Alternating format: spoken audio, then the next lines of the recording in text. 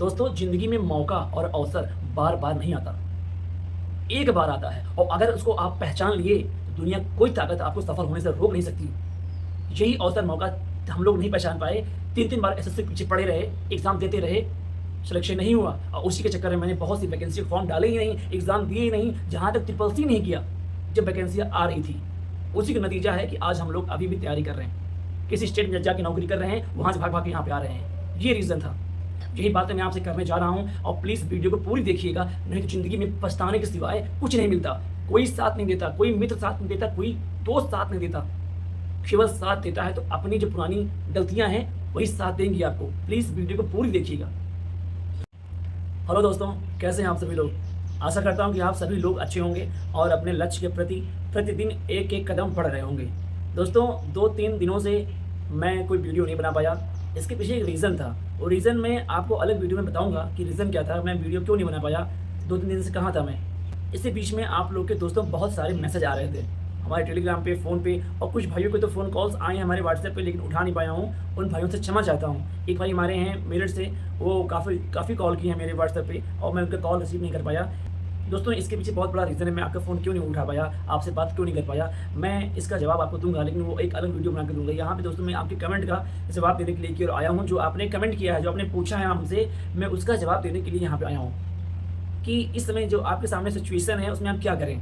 दोस्तों आप लोग के कमेंट ये आया है इस समय कि सर, एसएससी की वैकेंसी आई हुई है, यूपी ट्रिपल एससी की वैकेंसी आई हुई है, रेलवे की वैकेंसी आई हुई है, बैंक की वैकेंसी आई हुई है। सर, हम चुनाव कैसे करें, किस चीज़ को लेकर चलें, किसकी तैयारी करें, क्योंकि सब वैकेंसी एक साथ आई हैं, लमसम इनका एग्ज़ाम आगे पीछे ही होना है और सबका सिलेबस भी चेंज है। सर, हम पढ़ें कैसे, किस वैकेंसी को हम टारगेट करें, कि सर हम किस वैकेंसी को टारगेट करें, अपना लक्ष्य क्या बनाएं।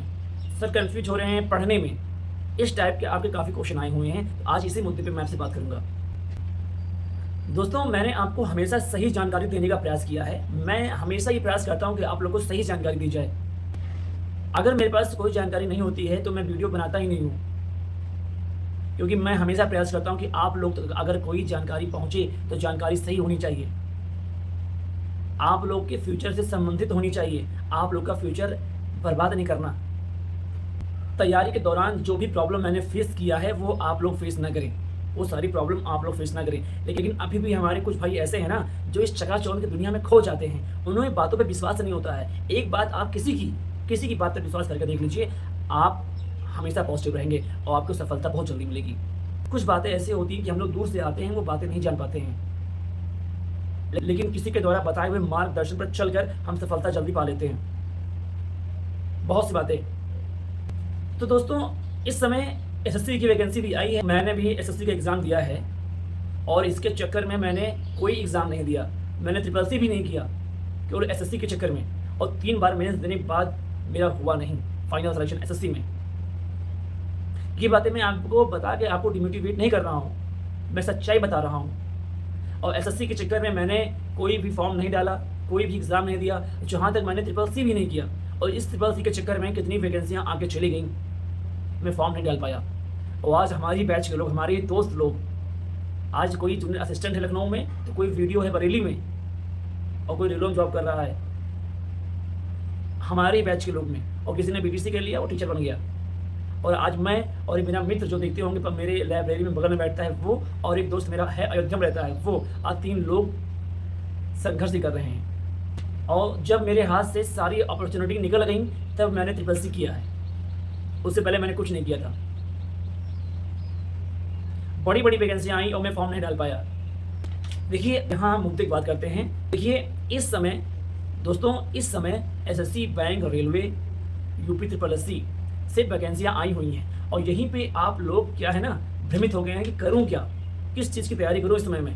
अगर सब लेकर चलेंगे आप लोग, तो एक भी नौकरी नहीं मिलेगी। एक नौकरी नहीं मिलेगी, मैं लिख कर दे रहा हूँ, मैं लिख कर दे सकता हूँ। अगर सब लेकर चलेंगे तो एक नौकरी नहीं मिलेगी। अब इस समय आपको निर्णय क्या लेना है, डिसीजन क्या लेना है, ये आपके ऊपर डिपेंड करता है।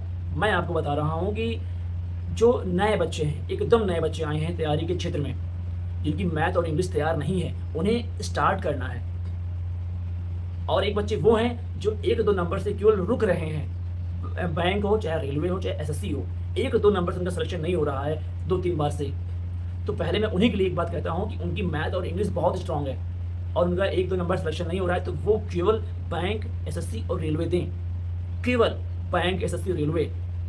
इसमें होता क्या है ना, वैकेंसियाँ टाइम से होती हैं और आपका अच्छा पे ग्रेड है और नौकरी अच्छी होती है, सेंट्रल की नौकरी होती है, हर चीज़ में आपको लाभ ही लाभ मिलता है। यदि आपकी इंग्लिश और मैथ बहुत स्ट्रांग है और आप पुराने छात्र हैं, 1-2 नंबर से रुक रहा है, तो आपके लिए पहली प्राथमिकता है कि एसएससी देना, बैंक देना, रेलवे देना।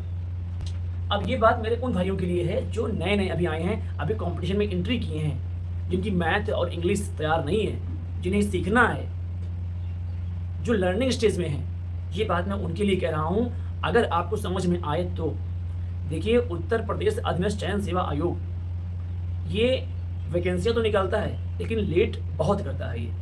इसके कार्यक्रम में लेट लतीफ़ी बहुत होती है और एक बात ये भी है, कब कौन सी वैकेंसी जल्दी करा दे, ये भी कोई नहीं जानता। अधीनस्थ में सबसे बड़ी खराबी होती है कि ये लेट बहुत करता है। ऐसा नहीं नौकरी नहीं देता है, इन्हीं के द्वारा मेरे कितने दोस्त सेलेक्ट हुए हैं, इसी अधीनस्थ के द्वारा हमारे दोस्त सेलेक्ट हुए हैं।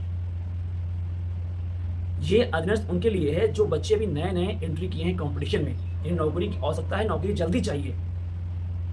वो अभी 6 महीना रुक जाएँ, वो अभी 6 महीना रुक जाएँ और अधीनस्थ की जो वैकेंसी आई है 55 से 12 बीपीओ, लेखपाल की जो आने वाली है, जूनियर असिस्टेंट की जो आने वाली है 1100 वैकेंसी प्लस वैकेंसी, इसकी तैयारी कर लें। और 6 महीने में आपके एग्ज़ाम हो जाने हैं, मार्च तक आपके एग्ज़ाम सारे हो जाने हैं। ये एग्ज़ाम दे लीजिए एक बार अच्छे से, उसके बाद आप एसएससी, बैंक, रेलवे जो तैयारी करना चाहते हैं तैयारी कर लीजिए, क्योंकि ये अवसर ना आपको दोबारा नहीं मिलेगा। अगर आप बैंक, एसएससी, रेलवे के चक्कर में पड़ जाएँगे तो ये अवसर दोबारा नहीं पाएँगे आप, कि अधीनस्थ ये वैकेंसी जो आई है बीपीओ 55 से 12 लेखपाल की जो आने वाली है, ये मौका दोबारा नहीं मिलेगा आपको। फिर आप बैठ के खूब पछताएँगे कि काश हम वो अवसर पहचान लिए होते, इस तरफ ना आते, क्योंकि इस तरफ अभी जाने में आपको बहुत घाटा है। अगर इस समय आप जाएँगे बैंक, एसएससी, रेलवे में, तो बहुत बड़ा नुकसान होगा आपका, बहुत नुकसान होगा आपका। ये मैं नए बच्चों से कह रहा हूँ, जो मेरे नए भाई हैं, जो भी कॉम्पिटिशन में आए हैं। मौके को देखिए, अवसर को देखिए, क्योंकि हर मौका, हर अवसर बार-बार नहीं मिलता है। मैं फिर कह रहा हूँ कि मौके को देखिए, अवसर को देखिए। अभी अगर आप बैंक, एसएससी, रेलवे में जाएँगे ना, तो कुछ नहीं कर पाएँगे, क्योंकि आप अभी लर्निंग स्टेज में हैं। अभी आप इंग्लिश सीखेंगे, मैथ सीखेंगे, जीएस सीखेंगे, और इधर क्या है, इधर ना मैथ आनी है, ना इंग्लिश आना है, ना जीएस आना है उतना जितना उसमें आता है। पहली बात, मैथ और इंग्लिश आप बच जाएँगे। आप हिंदी पढ़कर, कंप्यूटर पढ़कर, यूपी स्पेशल पढ़कर और थोड़ा जीएस पढ़कर आप नौकरी ले सकते हैं। इधर आसान है नौकरी लेना, उधर कठिन है नौकरी लेना। ये उनके लिए बता रहा हूँ जो नए बच्चे हैं, मैं बार-बार कह रहा हूँ। और इसी में से बहुत लोग के ऐसे नेगेटिव कमेंट आएँगे कि सर यूपी ट्रिपल एससी ऐसा है, वैसा है, कैसा है। मैं भी जानता हूँ ऐसा है, वैसा है, कैसा है, लेकिन इसने बहुत लोगों को नौकरियाँ दी हैं। मार्च तक अगर आप अधीनस्थ की तैयारी कर लेते हैं, एग्ज़ाम दे लेते हैं, तो कोई खराबी नहीं है आपके लिए। मार्च के बाद आप आईएएस तैयारी कीजिए, कोई रोकेगा नहीं आपको, लेकिन इधर एक सीट कंफर्म कर लीजिए। बेरोज़गारी का दौर बहुत तगड़ा चल रहा है भाई, बहुत तगड़ा। किसी को दिखाने के चक्कर में, अपना स्टेटस दिखाने के चक्कर में अपनी ज़िंदगी बर्बाद ना कर। अगर आपने अपनी ज़िंदगी बर्बाद कर दी तो कोई ज़िंदगी बनाने नहीं आएगा आपका। आपके मित्र बैंक, एसएससी, रेलवे की तैयारी कर रहे हैं, आपका पड़ोसी कर रहा है, गाँव वाले कर रहे हैं, कोई कर रहा है, आपका मित्र कर रहा है, वो पुराना छात्र है, उसकी मैथ, इंग्लिश स्ट्रांग है, 1-2 नंबर से नहीं हो रहा है, तो उसके लिए वही ज़रूरी है, वो बैंक की ही नौकरी करे, वो एसएससी की ही तैयारी करे, एसएससी का ही एग्ज़ाम दे, उसको डाइवर्ट होने की ज़रूरत नहीं है। लेकिन मैं ये उनके लिए कह रहा हूँ जो नए-नए छात्र आए हैं, जो भी न्यू स्टूडेंट हैं, जो तैयारी स्टार्ट किए हैं, वो बस 5-6 महीना अधीनस्थ को दे लें, ये एग्ज़ाम दे लें, नंबर अच्छे ले आएँ, उसके बाद वो कोई तैयारी करें। अगर वो नए लड़के लग गए एसएससी में, रेलवे में, बैंक में, आईएएस, पीसीएस में, तो मैं लिखित दे रहा हूँ, वो भटकेंगे और नौकरी जल्दी मिलेगी नहीं, क्योंकि उम्र जाने में ना टाइम लगता नहीं है, ना मेरे हाथ में है, ना आपके हाथ में है। 21 साल में आएंगे, 28 साल में यहीं खड़े रहेंगे। ये बातें किसी को तत्काल समझ में नहीं आती। इंटर में रहते हैं, सोचते हैं हम लोग, पता है क्या, आप लोग भी सोचे होंगे, अरे इंटर निकलने के बाद जाऊँगा, देखना नौकरी लेके चला आऊँगा, नौकरी लेना कितना आसान है। लेकिन जब इंटर निकलते हैं ना, उसके बाद समझ में आती है कि 21 से 28 हो गया, नौकरी नहीं मिली अभी तक। ये बातें कड़वी हैं, लेकिन सच बातें हैं, ये बहुत लोगों को समझ में नहीं आती। ये कोई कोचिंग वाला नहीं है जो आपको समझाएगा, वो केवल आपको इतना मोटिवेट करेगा ना कि बस आप लगे रहिए, छोड़ के जाइए नहीं। आज क्यों कोचिंग वाले पेट के लिए परेशान है कि पेट खत्म होना चाहिए, दुकान नहीं चल रही है उनकी। तो मेरे नए भाइयों से मैं यही निवेदन करता हूँ कि अगर आप न्यू कैंडिडेट हैं, अगर आप नए विद्यार्थी हैं, तैयारी क्षेत्र में आए हैं, तो एक बार अधीनस्थ चयन सेवा आयोग के जो एग्ज़ाम निकले हैं, ये दे लीजिए। मैं नहीं कहता कि आप इसी में लगे रहिए, मैं ये नहीं कह रहा हूँ कि आप इसी में लगे रहिए, लेकिन एक बार आप ये जो वैकेंसी आई हैं, इसके एग्ज़ाम दे लीजिए। जो लेखपाल आने वाली है, उसके एग्ज़ाम दे लीजिए। उसके बाद आप कोई तैयारी कीजिए, किसी को कोई दिक्कत नहीं है। लेकिन भाई, एक बार मैं कहूँगा आपसे कि एग्ज़ाम दे लीजिए, क्योंकि इसी अधीनस्थ ने बहुत लोग को नौकरियाँ दी हैं। आपके सामने वैकेंसी लगी है, कम पढ़ना है, सिलेक्शन का रेशियो ज़्यादा है, वहाँ आप नहीं जा रहे हैं। जो आप सीखेंगे अभी, मैथ सीखेंगे, इंग्लिश सीखेंगे, टाइम लगेगा, वहाँ आप परेशान हैं। अवसर कहाँ पे है आपको? अपॉर्च्युनिटी ज़्यादा कौन दे रहा है? भले ही वो 1-2 साल लेट कर देगा, लेकिन कम से कम आप वहाँ पर श्योर तो रहेंगे कि मेरी कट ऑफ से 10 नंबर ऊपर है, नौकरी मिल जाएगी। और यहाँ पे बहुत मुश्किल है, क्योंकि अभी सीखना है आपको। मैथ और इंग्लिश आसान नहीं है। 3-3 बार मैं दिया हूँ मेंस, हुआ नहीं है। और मेरे दोस्त समझ गए, वो पहले अधीनस्थ को चुने, वो आज नौकरी कर रहे हैं। दुश्मन नहीं हूँ आपका, दोस्त हूँ आपका। जो भी बताऊँगा, सच बताऊँगा कि आप लोग परेशान ना हों, भटके ना। मैं चाहता था, बोलता कि नहीं आप लोग क्या देंगे यार अधीनस्थ, और क्या दोगे एसएससी, डायरेक्ट आईएएस दो ना, पीसीएस दो ना। नहीं, बड़ी-बड़ी बातें करने से फ़ायदा नहीं होता, क्योंकि किताबी ज्ञान अलग होता है और ज़मीनी ज्ञान अलग होता है। कहना और करना अंतर होता है। बड़े-बड़े भाषण सुन लेंगे, लेकिन प्रैक्टिकल जीवन में उतार नहीं पाएँगे। मंच से खड़े होकर बोलना अलग होता है, लेकिन जब ज़मीनी स्तर पर देखेंगे ना, तो बड़ा अंतर होता है।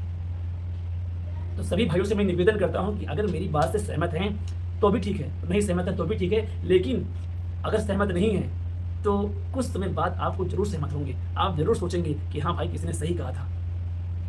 और जो मेरे भाई कमेंट करेंगे ना नेगेटिव, मैं उनसे बात कह दूँ, ये मैं एसएससी मैं यूपी ट्रिपल एससी की बड़ाई नहीं कर रहा, सच बता रहा हूँ। और आप भी तैयारी कर रहे हो, आप भी एग्ज़ाम दे रहे हो, आप भी देख रहे हो। कमेंट करने से कोई फ़ायदा नहीं होता। सच्चाई क्या है, इसे स्वीकार करो। 10 में से 1 लोग हो गए यार तुम। और इसी बात पे मैं अपना वीडियो बंद करता हूँ, क्योंकि वीडियो लंबी हो चुकी है और लंबी वीडियो आप लोग देखते नहीं हैं। ये वीडियो इसलिए बनाया था क्योंकि आप लोगों के बहुत सारे कमेंट आ रहे थे मेरे पास। तो मैंने कहा चलो एक वीडियो बनाता हूँ, आप लोगों को बताता हूँ कि 2-3 महीने की बात है, अच्छे से मेहनत कर लीजिए। एग्ज़ाम होगा, नौकरी मिलेगी, हमें आप में से मिलेगी, आप देखिएगा। अगर मेरी बातों से किसी को भी इतना भी तकलीफ़ हुआ हो, तो प्लीज़ क्षमा कीजिएगा।